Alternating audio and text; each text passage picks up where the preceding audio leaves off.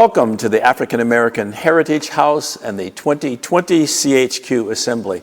My name is Errol Davis. I have the distinct honor and privilege to serve as chairman of the board of directors of the African American Heritage House at Chautauqua, or AAHH as we fondly refer to it. The AAHH is a diverse organization which is informed by the African American experience. And we are committed to strengthening Chautauqua, and we do this by encouraging and welcoming diversity.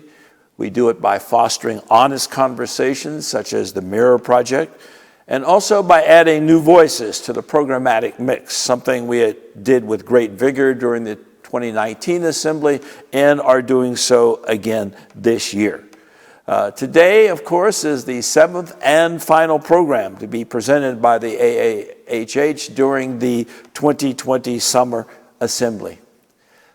Today, more than ever, as we look at the news, it is clear that it is more important that we all understand and own both our past as well as our present. We cannot make progress as a society if people do not understand and accept the history of this country. This is why the AAHH is committed to telling the stories that need to be told, primarily from an African American perspective, one that is seldom or has been seldom reflected in our history books. I encourage all of our viewers to visit our website, aaheritagehouse.org, not only to view our work, but also to learn how you can become involved with us. As we are entirely supported by our contributors, I want to thank our many friends and supporters for making both last season and this season possible. In particular, I want to thank the Union Pacific Corporation for its underwriting, which assured that the voices of the marginalized and the underserved were heard clearly and loudly this season. Without the generosity of our friends and supporters, we would be unable to bring the quality of speakers to Chautauqua that we have over the years and are doing so, or have done so again this season. So from the bottom of my heart, thank you for your continuing support. So now let's move into the final program of our 2020 Assembly. We've often heard the old adage that demography is destiny. And we are going to learn just how true that is through our presentation today. Our speaker today is Dr. James H. Johnson, Jr. He is the William R. Keenan, Jr. Distinguished Professor of Strategy and Entrepreneurship and Director of the Urban Investment Strategies Center at the Franklin Hawkins Keenan Institute of Private Enterprise at the University of North Carolina at Chapel Hill. His research interests are broad. They include community and economic development, the effects of demographic changes on the U.S. workforce, interethnic minority conflict in advanced industrial societies, poverty and public policy in urban America, and of course, workforce diversity issues. He has published more than 100 scholarly research articles and 3 research monographs, and has co-edited 4 theme issues of scholarly journals on these and other related subjects. Currently, he is researching strategies to combat hypersegregation, persistent and concentrated poverty, and gentrification-induced residential and economic dislocation within U.S. cities. And he currently actually works with gentrifying cities to develop roadmaps for inclusive and equitable economic development that creates shared prosperity. He received his PhD from Michigan State University, his MS from the University of Wisconsin-Madison, and his BS from North Carolina Central University. Before we begin today's lecture, however, our live audience should know that you may submit questions for our live Q&A with Dr. Johnson through the submission portal at questions.chq.org, as you see on your screen at the moment. You can do this from any mobile or desktop device or on Twitter using the hashtag CHQ2020. Today's remarks were pre-recorded and will be followed by the live Q&A, a live Q&A based upon the questions submitted by our live audience tuning in around the world.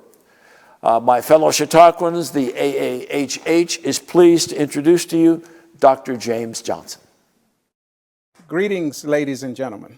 I am pleased to have the opportunity to share a few thoughts with you this afternoon on leading and managing in an era of disruptive demographics and certain uncertainty. I will begin by discussing what I characterize as the new normal in our society, then shift to a discussion of disruptive demographic changes that I contend are dramatically transforming all of our social, economic, and political institutions. I will then describe the toolkit I think leaders and managers will need in order to weather certain uncertainty moving forward, and wrap up with a few key takeaways. The COVID-19 pandemic and the nationwide civil unrest spawned by the recent spate of senseless killings of unarmed African Americans have illuminated what executive development professionals have been telling private and public sector leaders and managers for quite some time. We are living in an era of increasing volatility, uncertainty, complexity, and ambiguity, a VUCA world. Certain uncertainty, I believe, is the new normal in today's society and economy. These two extremely traumatic and disruptive events are the latest of a host of disruptive forces that have dramatically transformed our environment, economy, and personal well-being. The tragic events of 9/11, the Great Recession of 2008 to 2010, Hurricane Katrina, and the Gulf Coast oil disaster are noteworthy past examples. And today, we move away from the pandemic, the Black Lives Matter movement, and now we're entering in the middle of, if you will, the Atlantic hurricane season and the continued threat of adverse weather events. We've already had a couple of hurricanes, and what the weather professionals tell us, this is the second most active hurricane season in 4 decades. Just this morning, the Weather Service reported that there are 3 tropical depressions out in the Atlantic headed for the Gulf Coast, all at the same time that we're still battling the coronavirus pandemic, and we're still dealing with protest movements in response to systemic racism in our society, and wildfires in California on the West Coast. Pervasive discussions about conspiracy theories, fake news, sexist, racist, and homophobic data and artificial intelligence, emphasis on defunding the police, and now we're in the middle of the 2020 election season. Biden versus Trump, potential interference, potential voter suppression, and the politics of everything. The new normal is certain uncertainty. Buckle your seatbelt to deal with these kinds of issues. At the fundamental root and foundation of these changes, and certainly strongly influencing this atmosphere of uncertainty and anxiety, is this profound transformation in our demographic composition. The kinds of changes that I'm about to share with you, you're going to have to buckle your seatbelt to deal with them, because they are going to dramatically transform the workforce, the workplace, and consumer markets. Everything is in the midst of a dramatic transformation. And what I should say to you at the outset is, demography is one of the most predictable things in the world.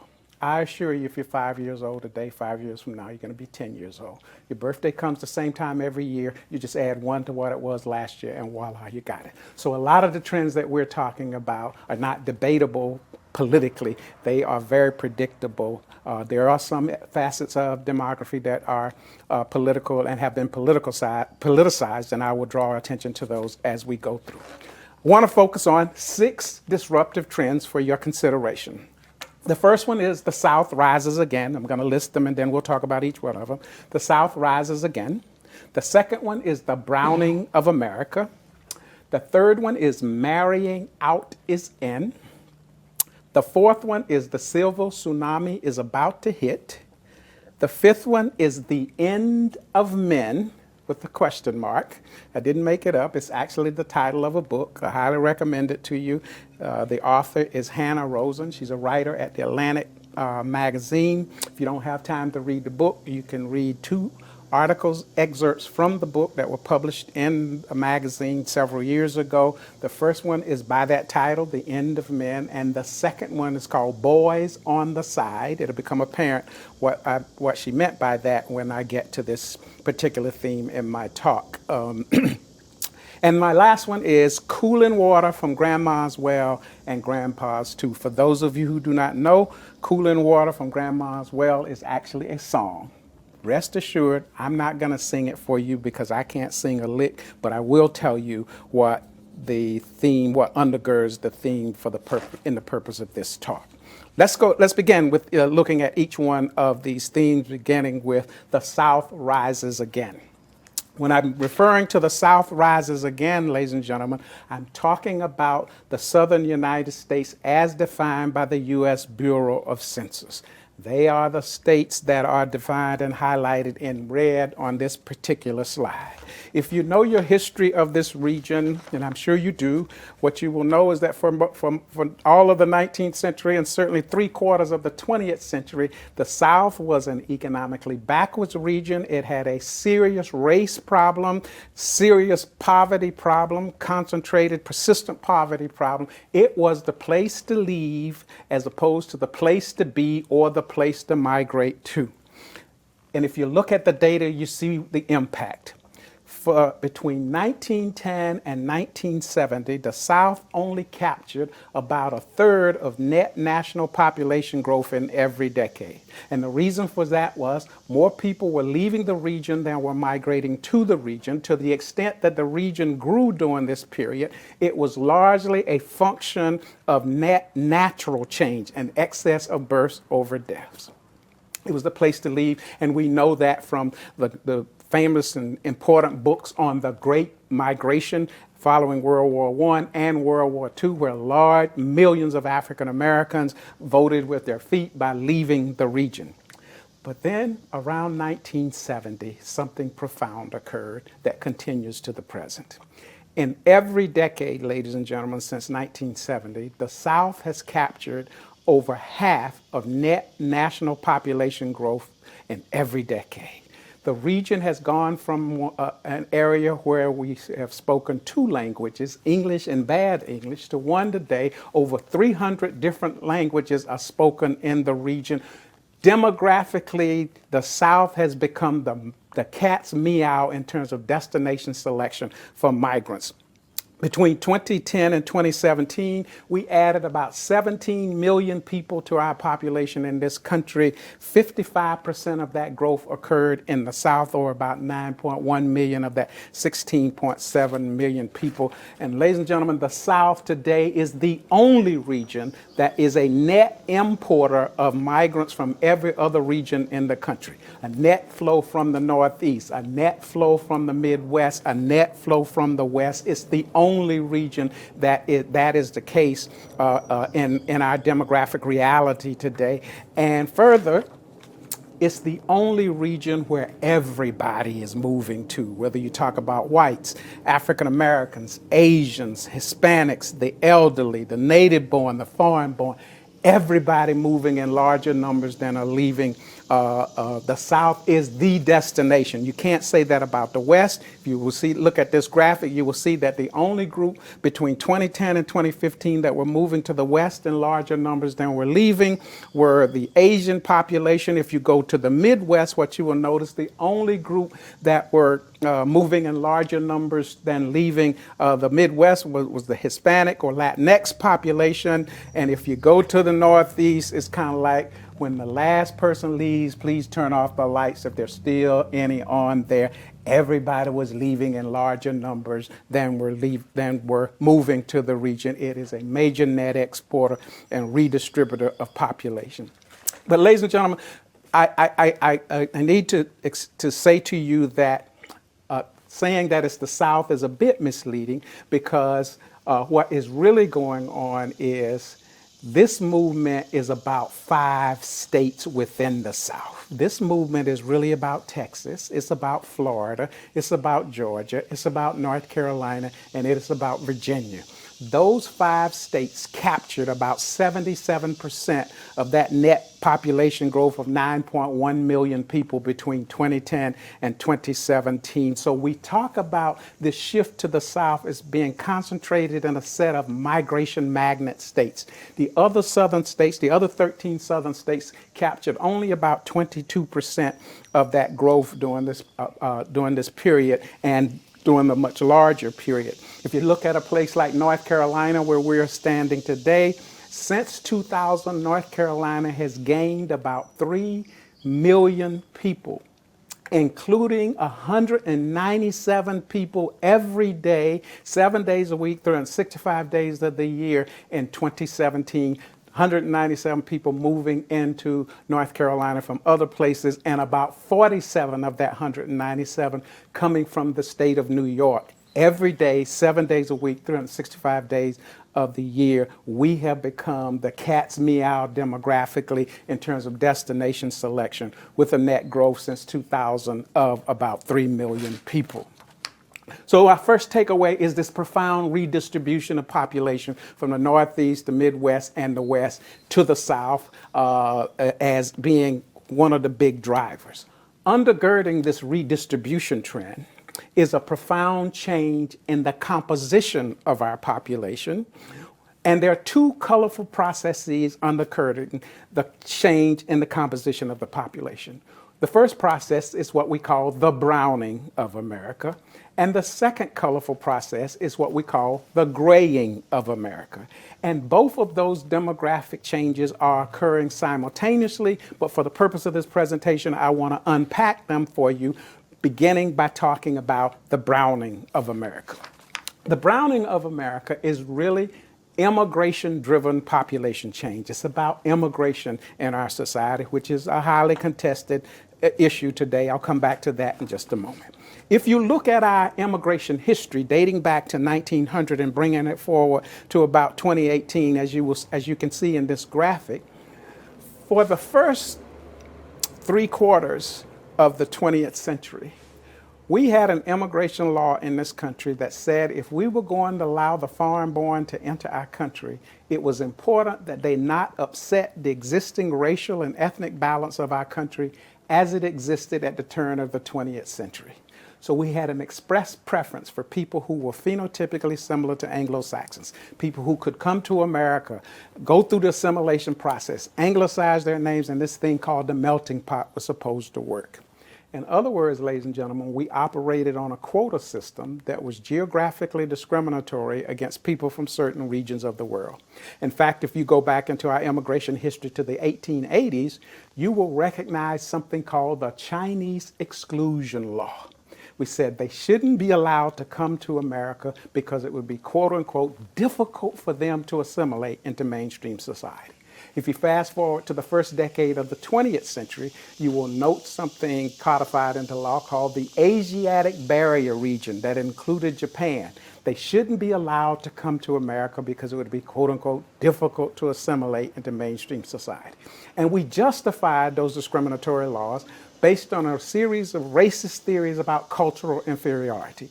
In other words, ladies and gentlemen, between about 1900 and the mid-1960s, we controlled immigration, and further, we limited in terms of the number of people that were allowed to enter our country. Between 1900 and about mid-1960s, we only allowed about 200,000 legal immigrants to enter our country on an annual basis. That all changed, however, in the mid-1960s, and in particular in 1965, when we amended our immigration law via something called the Hart-Celler Act of that year. Put a pin in it because it's one of the most profound pieces of legislation in our history. What did the Hart-Celler Act do? It eliminated those discriminatory provisions based on geographic origin, open up the doors of our country to people who heretofore had not been allowed to enter in large numbers. Basically, people from Latin America, Asia, and the Middle East. Ladies and gentlemen, these are people of color who historically had not been allowed to come to America. The second thing that we did, we heightened the ceiling on the number of people who were allowed to enter our country. From that 3 thousand annually. After 1965, it moved to about 500,000, and progressively between 1965 and about 2015, 2016, somewhere between 800,000 to 1,000,000 people allowed to enter our country annually, all contributing to the growing diversity of our population. Put a pin there, because what you should know before we move forward is that we have basically shut down immigration today. And I want to suggest to you that that's not a good thing for us, and it'll become apparent why that is the case moving forward. But to get you to understand how immigration has contributed to the diversity of our population, what you will notice in this graphic that in 2018, the foreign-born population in this country was totaled about 44.7 million people. Who are those people? Well, the foreign-born population, about 44% of it is Hispanic Latinx, about the second largest percentage at 27% is the Asian population, reflecting that fundamental shift in geographic origin after 1965. What you will notice is that the non-Hispanic white share of the foreign-born population hovered around 18% in 2018. If you looked at these numbers prior to 1965, they would have literally been reversed, because we had a preference for people from European societies who were phenotypically similar to the Anglo-Saxon model at that point.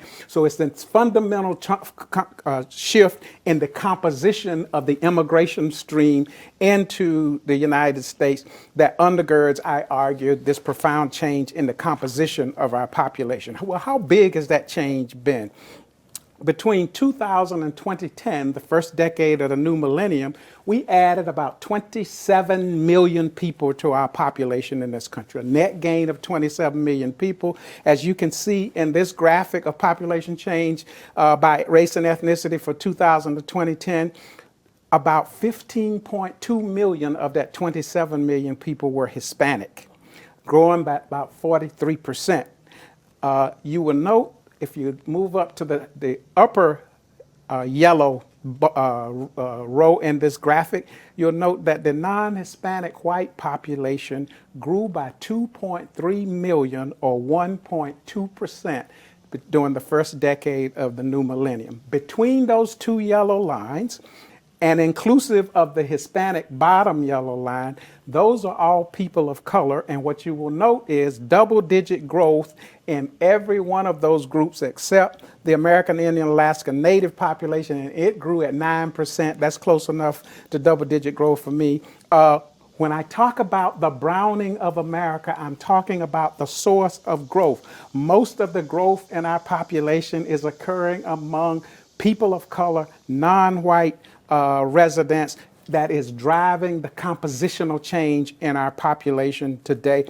And if we fast forward and bring that data up to the most recent statistics that we have, 2010 to 2017, the U.S. population grew by about 5.7% during that period. That's 16 million people, about 5.6%. You will note that the non-Hispanic white population grew by 0.4%. Where did our growth come from? All of it came from, or the majority of it, if you will, came from to the right of the purple bar in this graphic. It came from blacks that grew by 6.3%, immigrants that grew by 11%, Pacific Islanders that grew by 12%, the Hispanic Latinx population that grew by 18%, and the Asian population that grew by 21%. Again, when I talk about the browning of America, I'm talking about the source of growth in our population. It is occurring among non-white and mostly immigrant populations that's driving change in our community. How big is this browning of America? Well, about 91% of the 17 million people that we added to our population between 2010 and 2017 were people of color. About 50% of them were Hispanic or Latinx. And you can see in this graphic, I showed you the same statistics for those migration magnet states in the South. Here in the South, 82% of that growth was non-white, and about 42% of it was Hispanic. When I talk about the browning of America, that's what I'm talking about, is this profound change in the composition of our population, driven principally by people of color. Ladies and gentlemen, this is so important to our future because what you have to understand is that migration and immigration are age-selective processes. What does that mean? It means far more young people migrate and immigrate than older people. There's one more piece to this story. Please don't repeat this anywhere because you could get put out of your job, whatever you do.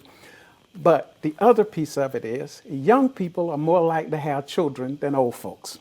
And when you put those two things together, age selectivity of people entering our country and higher fertility, it has an impact on the age structure in your community.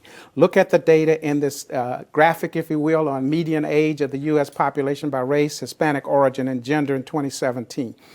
In the total column, what you will note is that the median age of a non-Hispanic white in America today is 44 years old. You will note that the median age of a Hispanic in the U.S. is 29 years old.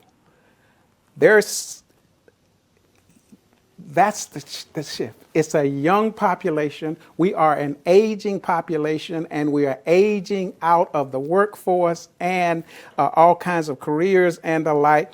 And what you will notice is between those two bars, that those are all people of color, blacks, American Indians, Asians, Native Hawaiians, Pacific Islanders, and mixed race people. You'll note a 10 to 20 year gap in the median age. Those groups are 10 to 20 years younger than the non-Hispanic white population. That's why we need to be mindful and understand that immigration is important to our future because we are an aging nation. There's one more piece to the story, and this is for the ladies that may be tuning in today. Ladies, there's something in demography called completed fertility. I won't bore you with the big theory about completed fertility, but let me give you the pop version of completed fertility. It is, ladies, when you tell your husband, go take out the trash, ain't nothing else happening here. And completed fertility for women occurs between the ages of 40 and 44. There's this precipitous drop in fertility in that age range. What is the median age of a non-Hispanic white female in America? The answer is 45 years old. What is the median age of a Hispanic female in America? The answer is 30 years old. Again, between those two yellow lines, those are all women of color. And again, you will note a 10 to 20 year gap in the median age. Women of color are 10 to 20 years younger than the non-Hispanic white female population. Do you know what that gap is? That's your fertility gap. We know exactly where kids are going to come from moving forward. Now, I realize there may be some of you in the audience today in your 40s saying, I'm going to go home and fix this tonight. I would say, leave now. Go ahead, try. You might go home and produce one, but I guarantee you, you won't be able to do what a 29-year-old can do in our society. We need these young people in our society to be able to compete and remain and to propel our nation forward, moving forward. Connect the dots between aging on the one hand and and immigration on the other. We see the impacts of this phenomenon when you look at births by race and ethnicity. In 1990, 66% of all births in America were to non-Hispanic white families. That percentage dropped to 50% by 2008. And for the first time in history in 2011, non-Hispanic white births dropped below 50% at around 49. And it's unlikely to go in the other direction. You will see that the growth was among the Hispanic population and the Asian population, that age selectivity of people coming in their childbearing years that are contributing to growth in our population. When we talk about the browning of America, we're talking about a dramatic change in the color composition of our population, color adjustment, if you will. In 2005, 67% of the U.S. population was non-Hispanic white. 10 years earlier, it was about 74%. We now think, fast forward to about 2050, the non-Hispanic white share will drop below 50% at around 47%. Again, those newly arriving immigrant groups that will transform the complexion of our society, growth in the Hispanic population, growth in the Asian population because of that age selectivity matters. Further contributing to the browning of America is a profound change in marriage patterns in this country. As you all know, my theme is marrying out is in. That's about who you marry. As you all know, that until the mid-1960s, it was even illegal for blacks and whites to marry in this country. That all was taken care of, and we allowed marriages after 1960, interracial marriages after 1967. And if you look at this graphic, what you will see is that the intermarriage or outmarriage rate means you marry someone of a different racial ethnic group than you belong to, went from about 3% of all marriages in 1967 to about 17% of all marriages among newlyweds. A little bit later data point for all married people, from about 3% in the late 1970s to about 10% of all marriages by 2015. Well, who's doing all this hooking up in strange and interesting ways? Well, about 42% of outmarriage in America in 2015 was between Hispanics and whites. About 15% of it was between Asians and whites, and about 11% of it, well, about 14% of it, I'm sorry, was between, both groups were non-white, Asian and black, Hispanic and Asian, or whatever, that mix. You will note that the black-white share of marriages was the smallest share at around 11%. There's this other group here at 18%. I don't know who the heck they are, but they're hooking up and they're having fun. What's the significance of all of this? The second most rapid, or third, depending on the data you look at, most rapidly growing population in the U.S. today are people who self-identify as two or more races. It is playing out dramatically in the 2020 elections as you pay attention to Kamala Harris and her background and her family and all of that stuff. You see the impact, what the intermarriage is further contributing to changing the complexion of our society, is further browning America in terms of composition. At the same time that immigration and outmarriage is transforming the composition of our population, the complexion, if you will, of our population, we are also a graying nation. While immigration is browning our nation, the graying of America pertains to the aging of our native-born population, and primarily the aging of our native-born non-Hispanic white population. What's driving aging? Three things: changes in longevity, declining fertility, and an aging baby boomer cohort, people born between 1946 and 1964. Ladies and gentlemen, we are living much longer today than we ever envisioned in our history. When we introduced Social Security in America in 1935, the average person turning 65 was going to live another 12.7 years. That same person turning 65 today, save the pandemic and all of that, that same person turning 65 today is going to live another 18.7 years. And we now think living to 100 on a routine basis is well within reach. And there's one school of thought that says that the person who will live to 130 has already been born. Why? Well, we got major medical advances that do what? Extend our lives today. Some of us at least, are eating better, exercising, being more active and the like. And then we got this thing called regenerative medicine. We have a scientist here in North Carolina that has regenerated a bladder. So your bladder wear out, we'll sell you another one. You just tell me what color you want. We're operating on every body part today, all around the country, all around the world, that this whole notion of a longevity economy is emerging, where people are living much, much longer now. Certainly the pandemic has had some impact on that, but we think by 2050 that there will be well over 600,000 centenarians in the United States, people over 100. I've seen some new numbers, again, prior to the pandemic, that said that number was going to be more like 750,000 to 1 million. But we are an aging population, extended life and the like. And part of the function, in addition to major medical advances that are extending our life at the top end of the life course, at the lower end of the life course, we've seen a profound decline in fertility rates, largely as a function of the growing role of women in the labor force and career occupations and the like. As women have entered the labor force and become upwardly mobile career-wise, the age at marriage has gone up. And when the age at marriage goes up, it means that the age at first childbirth goes up. As those two things go up, you're reducing the number of years that it is, quote unquote, safe to have children. So it depresses fertility. There's something in demography called the total fertility rate. It's the number of kids a couple needs to have to replace themselves. That number is, you need, in a statistical sense, if you're a couple, to have 2.1 kids to replace yourself. Don't ask me about the 0.1. You just got to be rocking and rolling when you do it. If the total fertility rate is 2.1, who, as you look at this graphic on total fertility rates of women by race and ethnicity in 2016, who in America is replacing themselves? Ladies and gentlemen, we have one group that has above replacement level fertility, and it is the Hispanic Latinx population.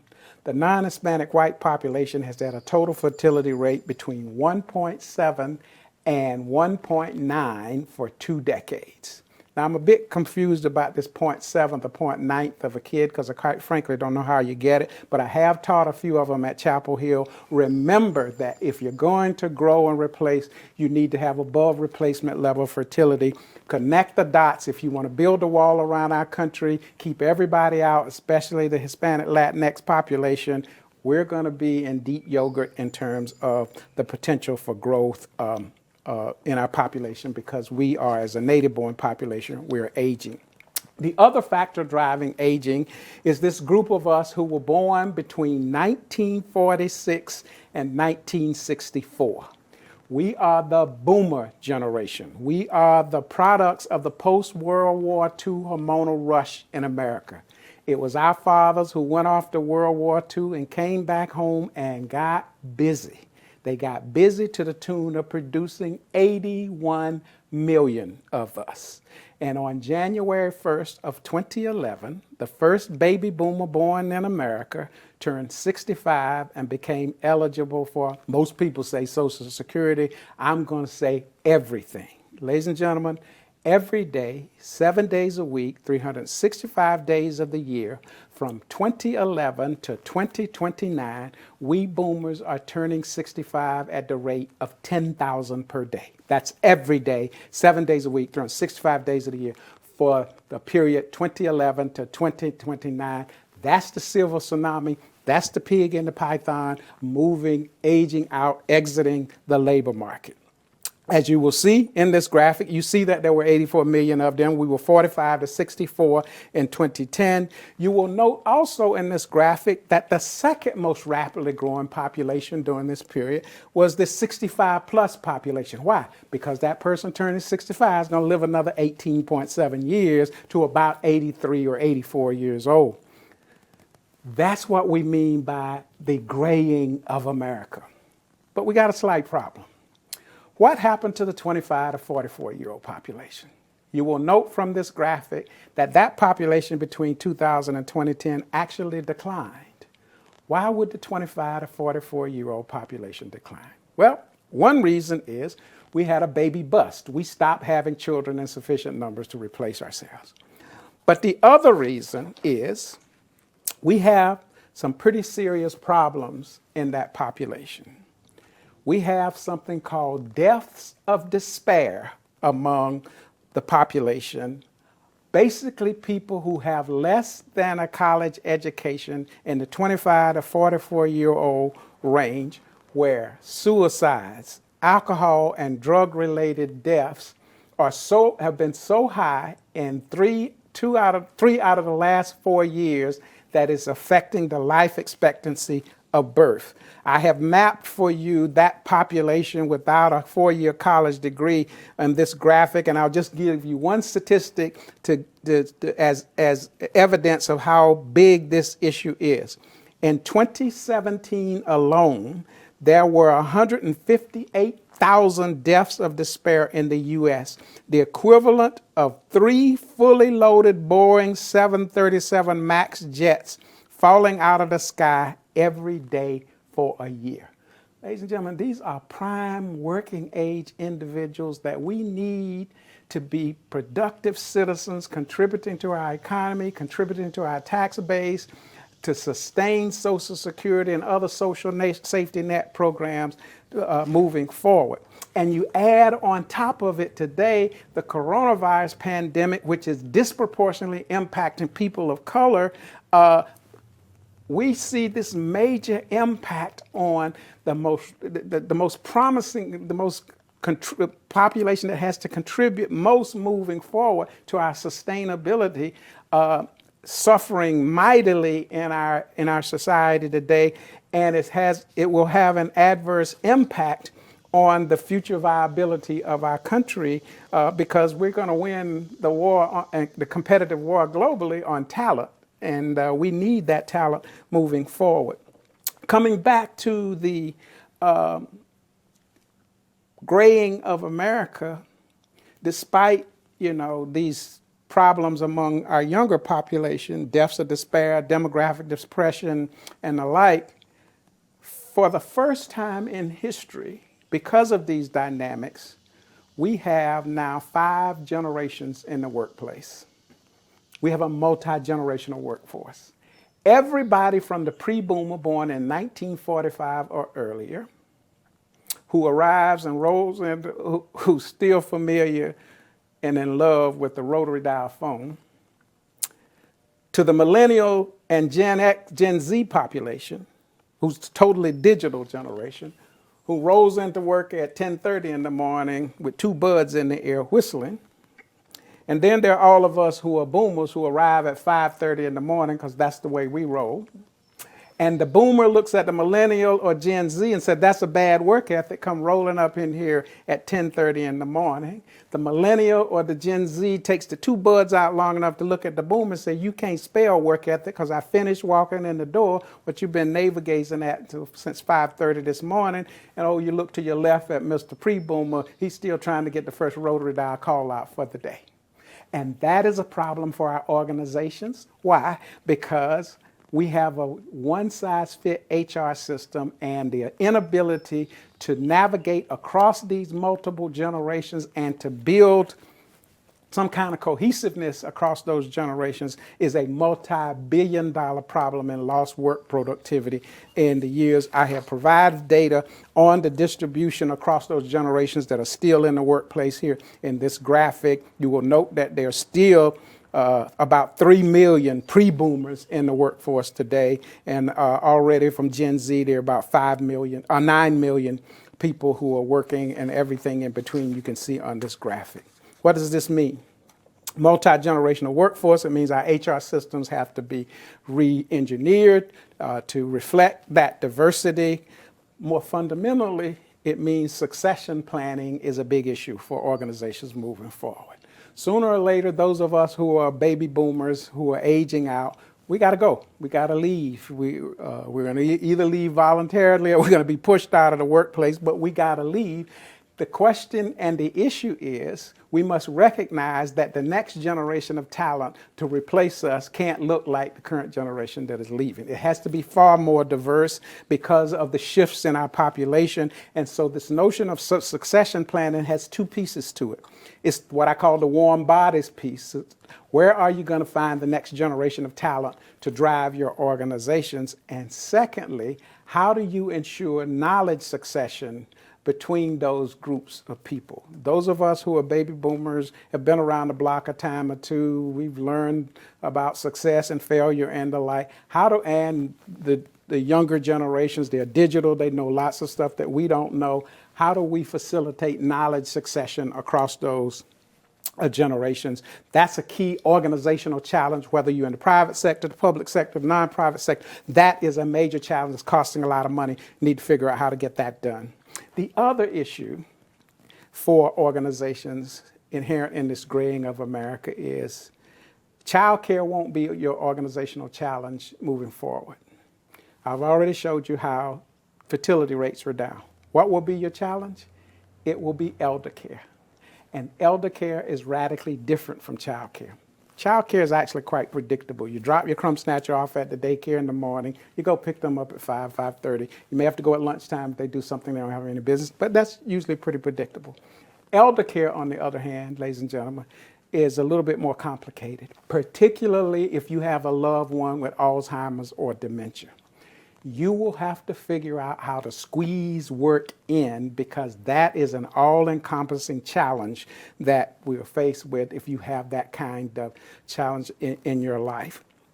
And don't think that this elder care challenge is limited to those of us who are baby boomers and the like. There are 11 million millennials in America who have elder care responsibilities. 11 million millennials. This is not a visible diversity trait, ladies and gentlemen. You don't know just looking at people who have elder care responsibilities, but you need to understand and do a demographic accounting of your workforce and to get and handle and understand that these folks have major challenges in their lives that they have to deal with. And so this is something that you need to be mindful of moving forward. Cooling water from grandma's well and grandpa's too is about one of the most rapidly growing household types of the new millennium: grandparents raising grandchildren. In 10 states, over half of the grandparents are responsible for raising grandchildren. They're in dark red on this map that is displayed on the screen now. In another 11 states, 40 to 50% of grandparents are responsible for raising their grandchildren. But ladies and gentlemen, the thing you have to understand about this generation of grandparents, about 60% of them are between the ages of 30 and 59. What does that mean? Don't look all cross-eyed when one of your frontline workers who's 35 years old walks in and says, "I need time off today to go check on my grandchild." It will be real. It will be the real deal. Ladies and gentlemen, in a society where we have deaths of despair taking out young people in their prime working age, some of them have children and the like, and somebody has to take care of those kids. And if you look at this graphic, you will see that only about 40% of grandparents today fit the stereotypic model of a grandparent, that being 60 or older or 65 or older. Majority of them are between ages of 30 and 59, and it's a profound change in our society. You have to take that into account when you're dealing with these issues of workforce and HR issues in our population. And when you look at that population that's responsible for raising their grandchildren, about 42% of them have had their grandchildren for 5 years or longer. And so it's one of those shifts in living arrangements that we have to be mindful of moving forward. The end of men thesis. The good news first. Women are about to, or have supplanted men as a numerical majority in the paid workforce in America. We first observed that around 2010, and it continues today. That's good news. But what I should hasten to say is, it's not because we have decided to treat women fairly in American society today, because there's still a huge gender wage gap in the economy. 80 cents, 85, 70, some people say 70 cents on a dollar, women get for every 70 cents for every $1 that men get in the labor market today. This reality is because men are doing so poorly in American society today. Today, 3 times as many men of working age do not work at all compared to 1969. Why don't they work? They don't have the skills to compete in a restructured economy. They're disabled or what? Incarcerated. Disability rate doubled between 1970 and 2009. The median wages dropped about $13,000 for men. But most telling, after peaking in 1977, male college completion rates have barely changed over the past 35 years. The sex ratio in higher education has been 60% female, 40% male in that range for the last 2 decades. At around 1979, women became the numerical majority in higher education, and it continues to the day, as you can see in this graphic of college enrollment in the U.S. by gender, 1947 to 2019. I also have a graphic here that shows you that in the 40 range across the country, across every region. When you look at post-secondary institutions, the percentage male hovers around between 41 and 43%, including here in North Carolina.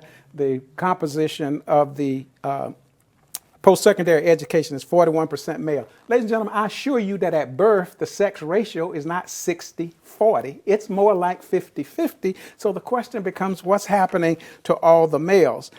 I'll bring it closer to home for you. The UNC system that I am employed in, we have 17 institutions in the system. 15 of them are higher ed institutions. 6 of them are historically black colleges. 5 of them are historically black colleges, and we have 1 Native American college, and so we have 6 minority-serving institutions. What you will see is for the system as a whole, it's about 42% male. The predominantly white institutions are about 44% male, but the minority-serving and the historically black colleges and institutions are about 35% male. Where are the men in all of this? If you look at the next graphic, how does it translate in terms of degrees? In a 5-year period, 2014-15 to 2018-2019, when the UNC system graduated, the difference between male graduates and female graduates, there was a 45,000 gap. We granted 45,000 more degrees to women than we did men.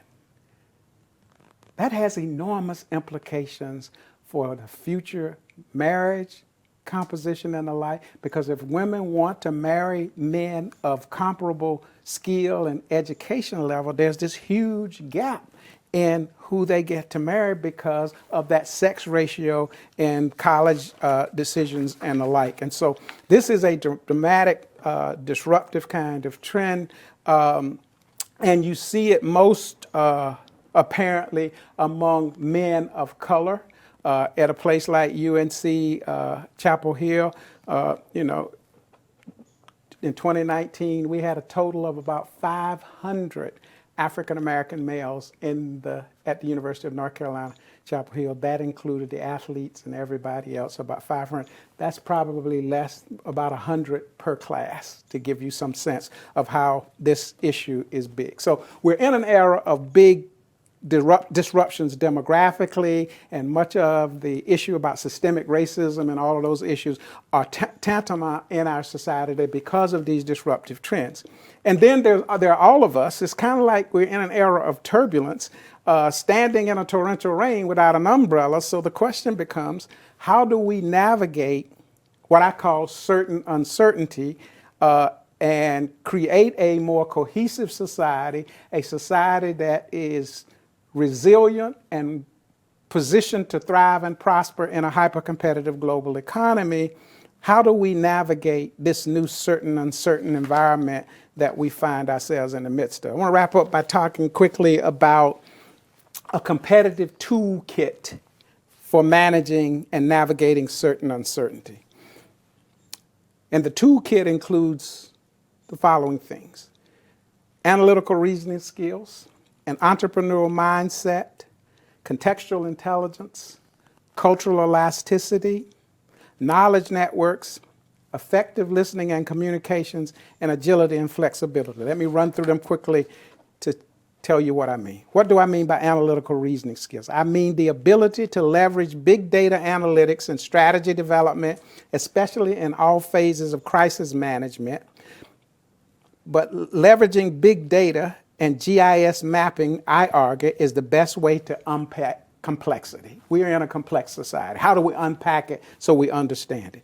It will enable you to understand the nature of disparities in the communities we serve, and it's the best way for you as a leader to overcome any unconscious bias you might have if you are able to unpack complexity and understand the underlying reasoning. An entrepreneurial mindset, this is a demonstrated ability and willingness to deal with ambiguity, to take incalculable risks, and to manifest tenacity and decisiveness in responding sensitively, nimbly, and quickly to unanticipated crises and opportunities that arise. An entrepreneurial mindset is not about starting a business. Rather, it's about unlearning old ways of thinking and doing. In times of crises, people look to leaders who are decisive and transparent with regard to the intelligence or information that shape their actions. For the entrepreneurial leader, the proverbial glass is always half full, even when it's half empty. Entrepreneurial leaders do not shy away from uncertainty. They groove on ambiguity. Contextual intelligence. This is this acute sensitivity to the social, political, technological, economic, and demographic drivers of change that would define our future, much like the demographic things I talked about earlier. Effective leaders master context. Ineffective leaders surrender to context. Leaders face two kinds of change in today's world: predictable and unpredictable change. Predictable changes are the things that we know are going to happen. We know the kid who was 6 years old last year in school will be 7 years this year. If you get blindsided by predictable change, you're just not very smart. Contextual intelligence is about having the foresight to anticipate unpredictable change or unanticipated change. It is the ability to peer through the fog of certain uncertainty and identify both the landmines to avoid and the propitious opportunities worthy of pursuit. Leaders who master contextual intelligence are able to see around the corner well before they approach it. To use a hockey analogy, they skate not to where the puck is, but instead to where the puck is headed. Successful leaders use every informational tool available to stay on top of their information game. Cultural elasticity, the ability to change behavioral norms to align with ever-changing situational contexts and environmental milieus in an increasingly diverse or VUCA world, also known as the ability to code switch. Leaders with code switching acumen are able to interface successfully with diversity in terms of not only race/ethnicity, gender, and international origin, they are also able to effectively deal with diversity of thought. They possess impeccable soft skills. Popularly stated, they are able to move from the streets to the suites without missing a beat. Knowledge networks, diverse ties and connections that span the political and ideological spectrum are the key to effective leadership in an era of certain uncertainty. Effective leaders welcome unwelcome ideas. In a world dominated by confirmation bias, where individuals typically only listen to and read information sources that are consistent with their own beliefs, effective leadership requires knowledge and understanding of diverse viewpoints on issues of import in the current era of turbulence and uncertainty. As my grandmother used to say, there are two sides to every story, and the truth is probably somewhere in the middle. Effective listening and communications. Weathering certain uncertainty requires a growth mindset, moving beyond your expertise acquired through formal education and training to enthusiastically embracing new learning with a keen willingness to engage in courageous listening, not to refute, but to understand and appreciate alternative viewpoints and perspectives. Effective leaders, listening and communication prepares leaders to deal with the courageous confrontations and the courageous conversations we are having and must continue to have if we are going to solve America's systemic racism problem. Agility and flexibility, the ability to respond unhesitatingly to unanticipated crises by reinventing the way business is done if you're in the private sector and the way services are delivered if you're in the public sectors. Effective leaders are able to cut on a dime and give 9 cents change. They don't experience psychic numbing when faced with diversity. What are my key takeaways? I appreciate your all's time today. Change is the only constant that we're going to face moving forward. And we're going to have to figure out how to buckle our seatbelts and leverage the toolkit to be able to to respond. We have to figure out how to manage this transition in America from the graying to the browning of our nation. We have to also, as a demographic imperative, embrace immigrants. We're an aging nation with below replacement level fertility. We need that talent moving forward to remain competitive. We have to seriously figure out how do we address our wayward sons problem. That sex ratio imbalance at the higher education level actually begins in kindergarten, particularly for boys of color.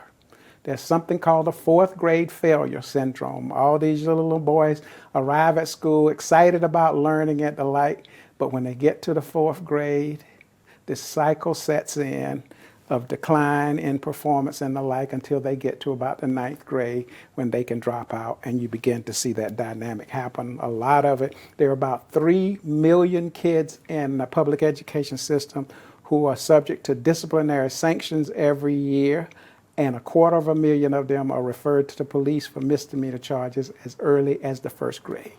That population is disproportionately black and brown.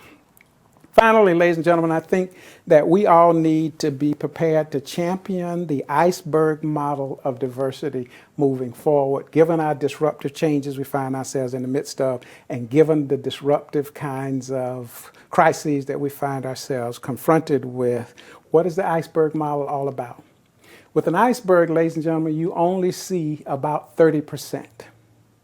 That would be the equivalent to the visible diversity traits in our society. I hope you can recognize that I'm a black male in this thing. But there's a lot of other stuff that you don't see. And it's the stuff that you don't see that is crucial to building a world-class, inclusive society where equity and inclusion are the order of the day. Looking at me, you would not know that I've lost 10 family members in the last decade, including a 19-year-old stepdaughter who was brutally murdered 2 years ago, yesterday. You wouldn't know that. But it shapes who I am. And ladies and gentlemen, the people you work with and interact, they have powerful stories. They're just not the visible things. At the end of the day, I'm convinced that there are far more commonalities than there are differences. The iceberg model of diversity enables us to understand those differences and to build those connections and ties. We can win at this game, but we have to figure out how to manage the great disruptions that we find ourselves in the midst of. Ladies and gentlemen, thank you very much for your time and attention this afternoon. I've thoroughly enjoyed my time with you. And at this point, I would welcome the opportunity to receive any feedback and any questions that you might have regarding what I've had to share with you today. Dr. Johnson, thank you for that incredible demographic tour de force. Clearly, whoever said demographics is destiny was perfectly correct. Let me remind the audience that you can submit your questions at the porthole listed on your screen. And as always, we have more questions than we're going to get to, and so I apologize in advance. And I also want to make it clear that we've had a few technical difficulties connecting with Dr. Johnson, but we're going to do our best to get the questions to him and get the answers back out to you. So let's just launch into the questions. As I look at them and try to mentally curate them very quickly, we have a lot of worried males submitting questions. That is very clear. So let me start with a question about that, which is how can the high schools better prepare males, especially boys of color, to succeed in college? Also, to make it possible for them to be competitive for scholarships. What else would help close the male-female gap? First of all, high school is not the place to start. We got to start in kindergarten, these little kids. As you may recall, I said we have kids in kindergarten now who are being referred to the police for misdemeanor charges before they ever get to education. We need to start in kindergarten with a fantastic start, and we have to have sustained engagement in elementary school and middle school to get them to high school. And then at the high school level, we have to connect them with institutions and role models outside of their communities, what is called bridging social capital, and expose them to the wide range of that exist in society. But it is so important for the young boys of color to have a fantastic start in kindergarten and elementary grade, and then for public education institutions to engage in sustained engagement to ensure and make it to college. Well, thank you for that answer. In your discussion, when you were giving a definition of entrepreneurship, it really was less about business and more about, I thought at least, decisiveness. And we have a question which says, have you seen the entrepreneurial mindset on display during the COVID-19 crisis? Absolutely. We do a lot of work helping existing minority businesses pivot during crisis, in particular with the COVID-19 crisis. One thing is about the African American community, because we face so many barriers in our life, we're accustomed to pivoting and making adjustments. What we've been able to do during COVID-19 is connect sort of the intellectual side of entrepreneurship and connect what we know about barriers to business growth and development, and begin to connect minority entrepreneurs and small business owners in particular with opportunities that they did not think that they had or were available to them because we were in a massive economic downturn. But even in crises, opportunities arise. We have to be able to connect, particularly entrepreneurs of color, with those opportunities. And we've been able to do some of that here in North Carolina. Oh, great. During this season, we've been talking quite a bit about wealth gaps between different ethnic groups. And so the question was, how does wealth distribution overlay on top of the numbers and analysis you presented on racial and generational demographics? Yeah. Huge racial gaps in wealth, because and is particularly the boomer generation and pre-boomers, African Americans were victims of a legacy of discrimination in employment, housing, and education. And when you look at their portfolio of dollars, a lot of them do not have a retirement portfolio, and so they have to continue to work. And so we have this concept called encore entrepreneurship for the 55 plus population of people who may be aging out of their existing jobs, but they don't have the wealth accumulated to have a desirable and retirement. So they have to work. It's called the hustle, the moonlight. And so our challenge and opportunity is to work with encore entrepreneurs in the African American community to legitimize those moonlighting kinds of occupations. Now, of course, we're in an economic downturn now, but when the economy rebuilds and is reinvented, if you will, post-COVID, we have to connect them with those opportunities or help them with what they call the hustle or the moonlight now, because that's the only wealth and resources they're going to have. Also, even those of us who have been fortunate enough to make it in American society and to accumulate some wealth, because people of color, blacks and brown people, are far more likely to live in multi-generational households. When other people are investing their money in the stock market or, that fantastic life after work, many of us are taking care of older family members who didn't have the benefit of, a good job, paying good wages, the benefits and retirement. So people of color are far more likely to be in those multi-generational situations where the whole notion of wealth is distributed. The concept of having mates is to be able to take care of mom and dad and grandma and other people, cousins that you didn't know you had. And so that's just a reality of life in our community.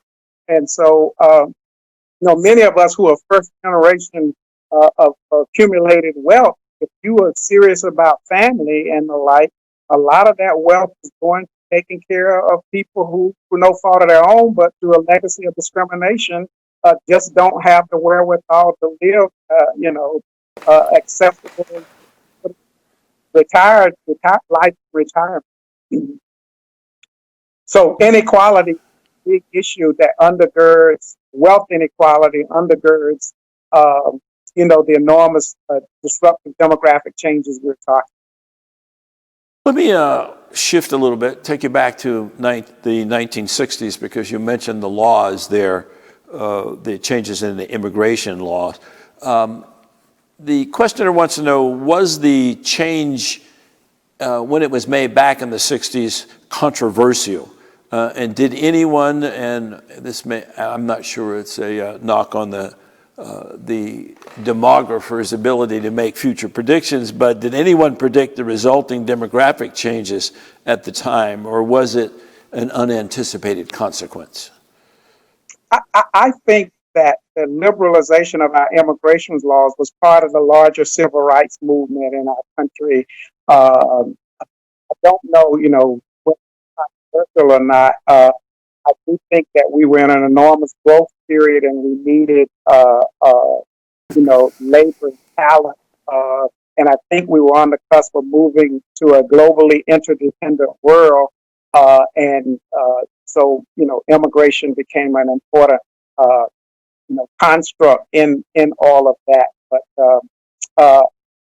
I'm sure there were demographers that even back in the 60s understood, because as I said, it's very predictable that sooner or later, those of us who were born between 1946 and 1964 were going to arrive at 2011 when we started turning 65, and they knew that between 2011 and 2029, we were going to be turning 65 to the rate of 10,000 per day, every day, 7 days a week, 365 days of the year. So I'm sure there were some demographers, and go back in the literature, you can find people who understood that down the road, sooner or later, that we were going to need talent. I should mention that I'm trying to curate these as we go along, and there are some questions and there's some comments. And I noticed with our speakers last week from Duke and now from North Carolina, there's this great loyalty, and I'm getting a lot of go Heels comments here as well. But I will not go astray that way. Let me talk a little bit about your research, and that is we've heard some presentations this summer on artificial intelligence and certainly on technology. And the question is, does your research factor AI and technology into the future of our workforce, or anywhere else it might have a major effect?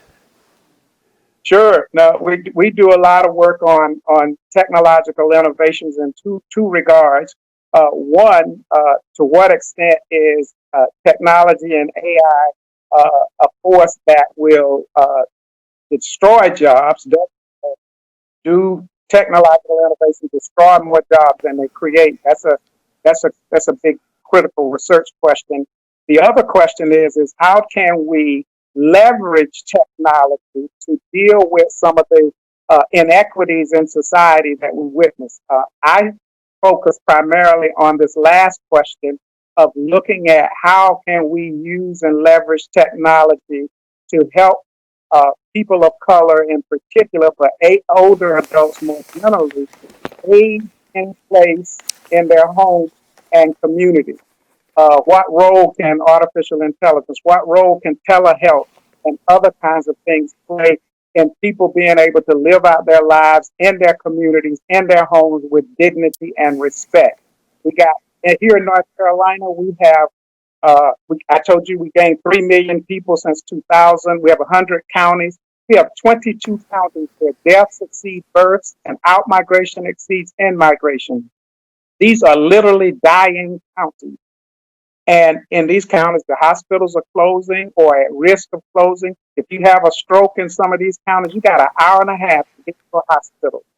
That's where we need to be looking at what role broadband enhancement, the role of technology play in making sure that people have access to basic healthcare and other kinds of services. And so I err mostly on the side of looking at how can technology improve lives, create more equitable societies. But there's no question that uh, in our society today that technology enables the offshore movement of jobs, white collar jobs that used to be limited to this country and the like. The whole question of remote work now, what implications will it have for the future of cities and communities moving forward? If you can work from any place that you have a internet connection, what are the implications for major cities? What are the implications for rural? I mean, there are lots of interesting questions here that I think we need to focus on. But there's no question that there's a lot of fear about the job displacement side of tech innovation. Well, one thing as an engineer that appealed to me throughout your discussion is I think, the predictability of a lot of demography. And it is also predictable that we have come to the end of our program today. And let me thank you very much for really an outstanding and certainly an insightful presentation. And I would ask our audience before they flee to bear with me for 1 second, because we're going to have a little surprise at the end of this presentation. And so, again, let me thank Dr. Johnson for the outstanding and certainly interesting time that we had together. As I mentioned earlier, that this is our last presentation of the season, and I want to thank all of those who made our 7 weeks of presentation possible, from Emily Morris and her expert planners to all of the people who helped implement the dream of the virtual assembly. And since I live in the South, I will go to the vernacular, because you said English and not so good English, but you done good this year. I also want to thank our donors for the support over the season, over the years. And without your commitment, we could not have presented the quality programming that we have over the last 2 seasons. We have focused, for the most part, on history. And of course, from our perspective, one of the most important legacies of the transatlantic slave trade and colonial rule in Africa has been the recognition of the African diaspora. And that is the dispersal of millions of people of African origin all over the world, but especially and sometimes painfully in Europe and the Americas. This evening at 5 p.m., immediately following this program on the platform, will be a commemoration of the diaspora by the Chautauqua School of Music Voice program.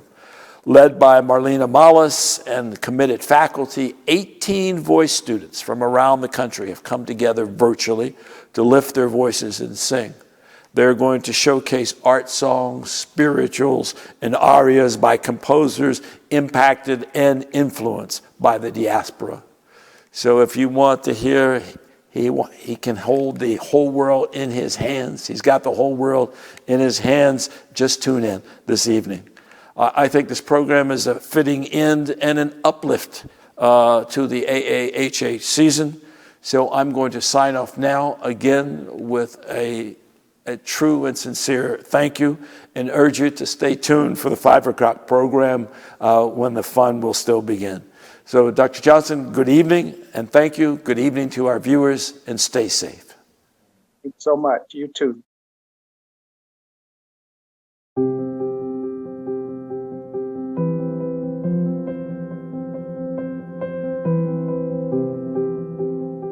CHQ Assembly is made possible through the collaboration and innovation of Chautauqua Institution's full-time and part-time staff, seasonal staff, and many volunteers, as well as participants like you, whose engagement, gifts, and subscriptions sustain our mission.